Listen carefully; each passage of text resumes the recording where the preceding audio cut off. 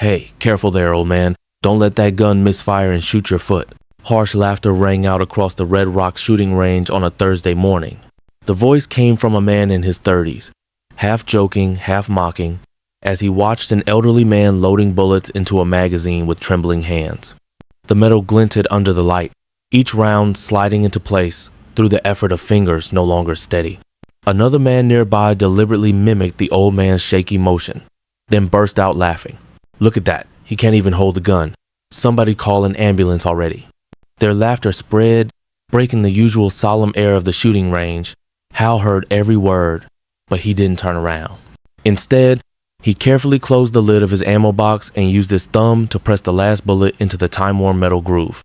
The gun wasn't some antique. It was a surviving fragment of memory from the days he once stood in the dense jungles of Asia, slowing his breath amidst the storm of gunfire, waiting for the enemy to step into his sights. At 86, he hadn't come here to prove anything.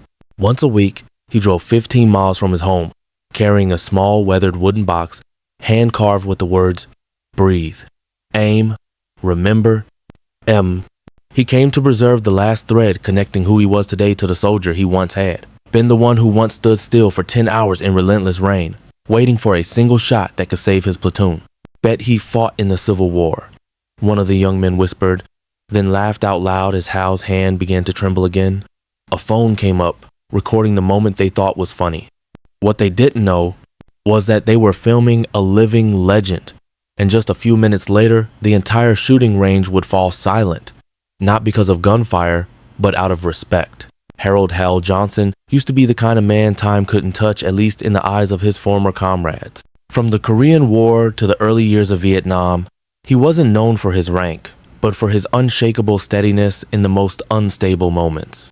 In jungles thick with humidity and gunpowder smoke, where a heartbeat could betray you before the enemy did, Hal kept his breathing steady and his gaze fixed behind the scope. He never called himself a hero.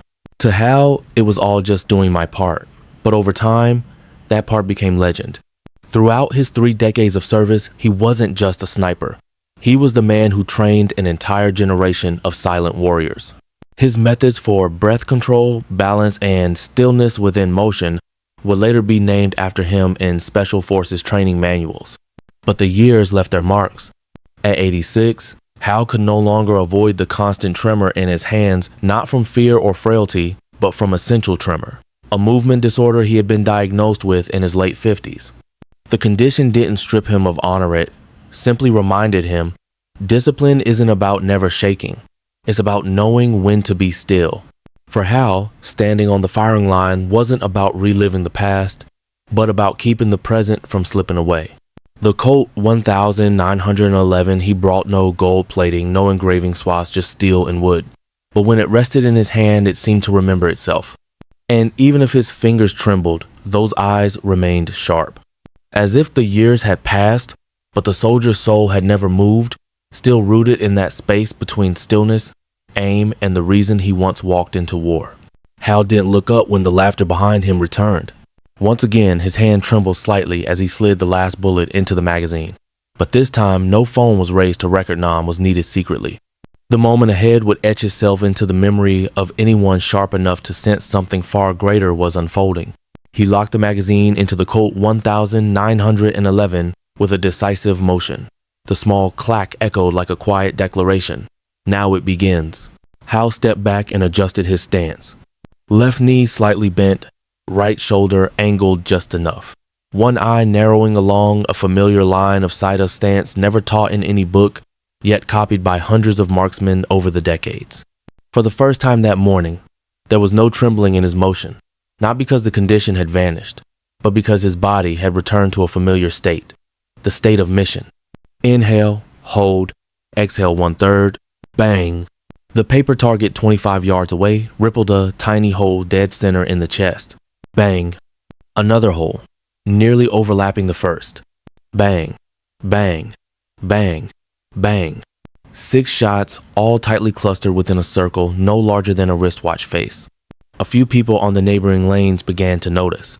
A woman took off her hearing protection, tilting her head to observe.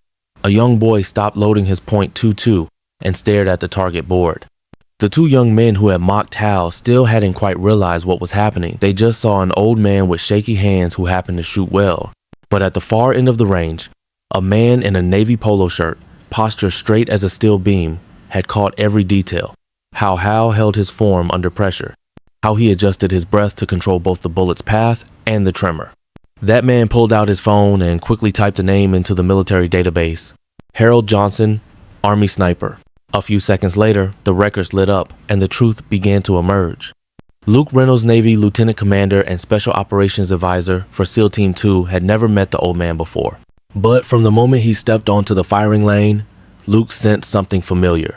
The steady posture, the precise movements, not a single wasted inch, all spoke to him in a language only those who had lived through military discipline could understand. He had seen those shots. The grouping was too tight to be accidental and too calm to be luck. They came from a hand that had once served a purpose far greater than the man himself and had never forgotten it. A strange chill ran down Luke's spine as he pulled out his phone and typed, Harold Johnson, Sniper Army Veteran, weak signal. The page spun, then suddenly, it lit up. Sergeant Major Harold Hal Johnson, Legendary Sniper, U.S. Army, 1,956. 1,987. Former lead instructor, Advanced Strategic Sniper Program, Delta Force. Author of the Johnson Breath Hold Method, now widely used in SEAL and Ranger training programs. Personally trained over 120 elite operators, including the direct instructor of Luke himself.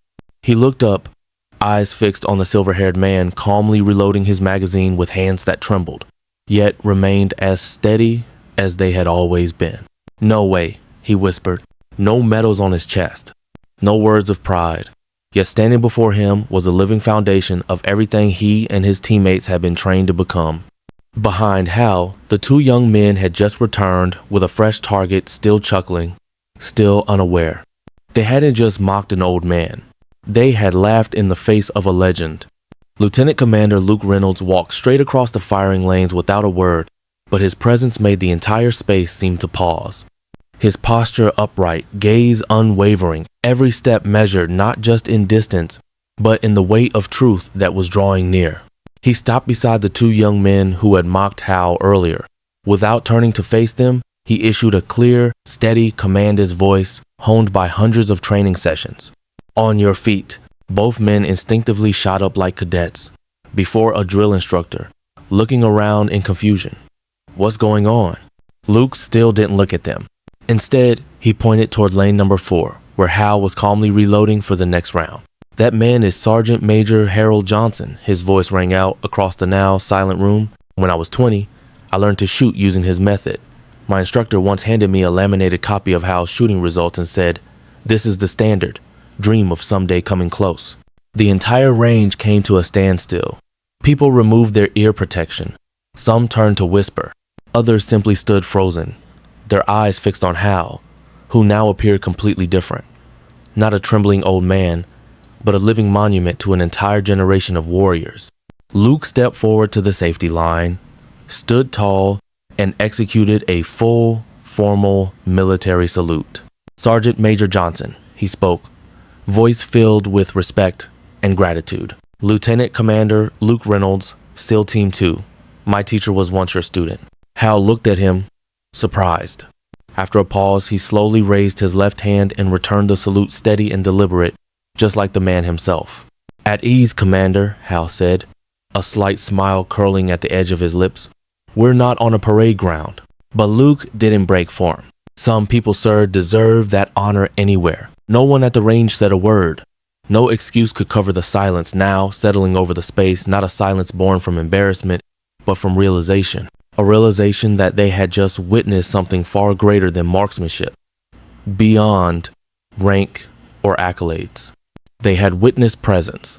The range manager, Mr. Caldwell, hurried over, his eyes flicking from Luke to Hal with a mix of embarrassment and reverence.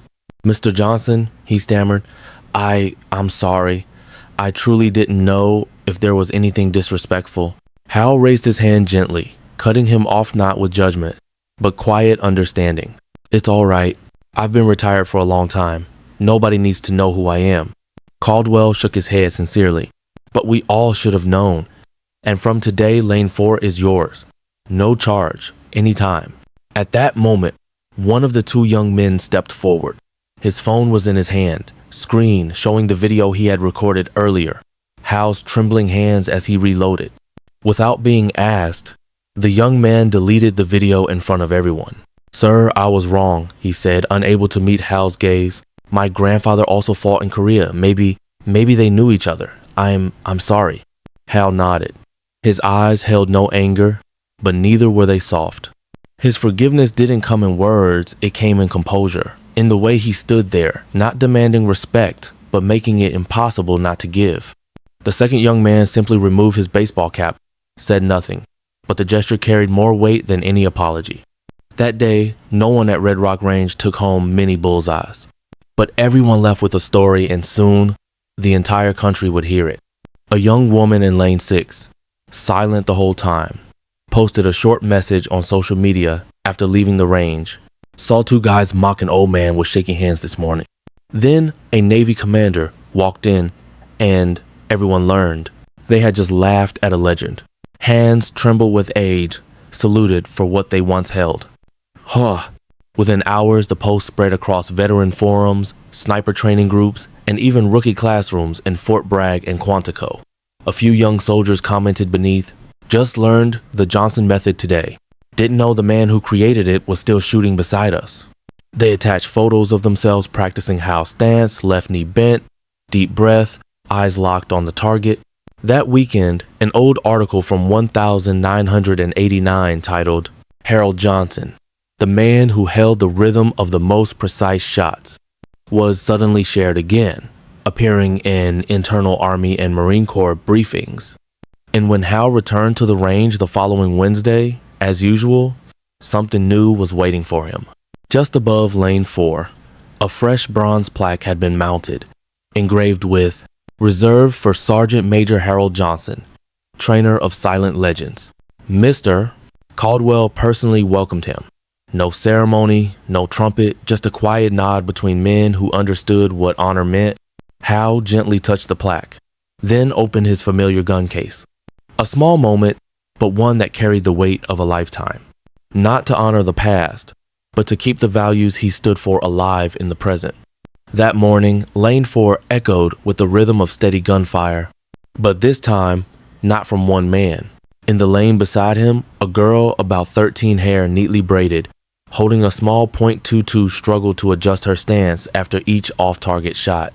Her father stood behind her, patiently coaching, though each suggestion made her frown in frustration. Hal, having finished a round, quietly observed. Not out of curiosity, but because in her eyes, he saw himself, years ago, clumsy and uncertain, but determined to control something bigger than himself.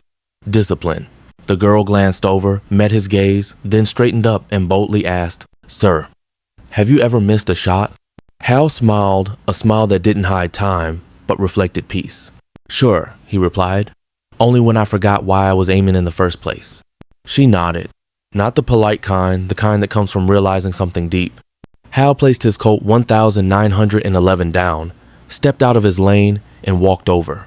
With hands still trembling ever so slightly, he adjusted her elbow and shoulder, then softly said, "Try again, but this time remember what you're aiming for."